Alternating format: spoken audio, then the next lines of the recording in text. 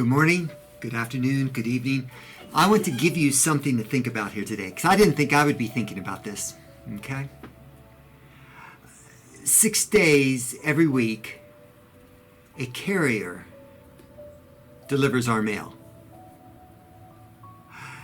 Following the famous United States Postal Service creed that neither snow nor rain, nor heat nor gloom of night stays these couriers from their swift completion of their appointed rounds. To perform this essential but undervalued service, she drives a vehicle, right? That is likely more than 30 years old. Worn out paint job shows that, reveals that.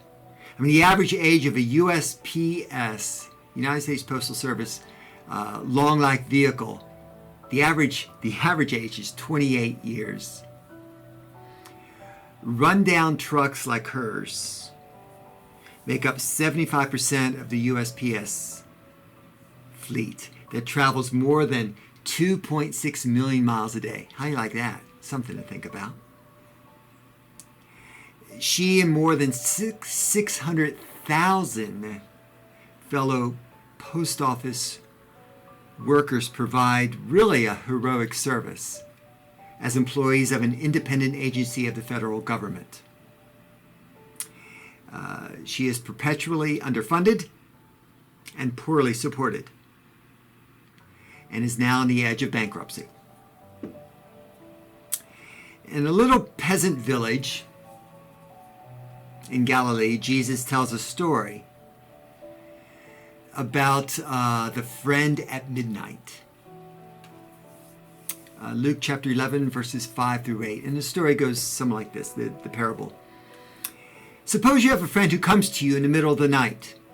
And he says, he asks you, can you lend me 3 loaves of bread? For a friend has come to me unannounced in the middle of the night, and I have nothing to offer him. And suppose, Jesus says, you reply to your neighbor, stop bothering me. It's the middle of the night. The kids are in bed. I'm in bed. Look, it's just too late. I can't get up and give you anything. Yikes. Jesus ends the parable with saying, I tell you, even though you won't get up and give the friend anything out of friendship, you will get up and give the other whatever is needed. Because Jesus says, essentially, you would be ashamed not to. Jesus is reminding his hearers how they faithfully respond to any traveler who comes to their village, needing something to eat or needing a place to stay. This community commitment to hospitality is so powerful that any of them would be ashamed not to give the traveler what he needed. Jesus is asking and speaking really to the peasants who live always on the edge of losing their own food and home. He's speaking to these individuals who live on the edge, the vast majority of them. And although they have like almost nothing, they don't fail to honor their unshakable commitment to feed the stranger. The honor code is very much a part of the network of generosity among those villagers and the villages around them. It helps bind them all together, that spirit of hospitality and meeting each other's needs. Every line of this parable not only affirms the peasant's generosity, but also condemns the dog-eat-dog ruthless competition of the wealthy elite who regarded such generosity in Jesus' day as a fool's errand. The United States Postal Service binds us together. Binds together all the cities, towns, and villages of our nation. You know, in addition to that famous neither snow nor rain motto, its honor code is actually expressed in a less well-known inscription that was on the entrance of the nation's first post office in Washington, D.C., now home to the Smithsonian's National Postal Museum, which I have not been to. I need to go there. The inscription says this: messenger of sympathy and love, servant of parted friends, consoler of the lonely, bond of the scattered family, enlarger of the common life, carrier of news and knowledge, instrument of trade and industry, promoter of mutual acquaintance, of peace and of goodwill among people and nations. It's a great inscription. These words were originally penned in slightly different language by the former president of Harvard,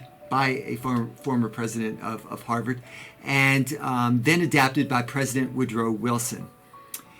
These words, though, resonate remarkably with Jesus' first century parable about peasant villages connected by bonds of kindness, generosity, and hospitality.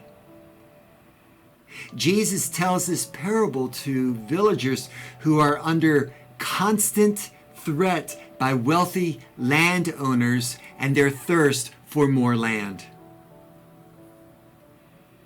Today, the U.S. Post Office is under a similar threat by those in power who would undermine its mission to be a messenger of sympathy and love, to bond together the scattered family, to sustain all of our friendships, to enlarge our common life, and to engender goodwill among us all.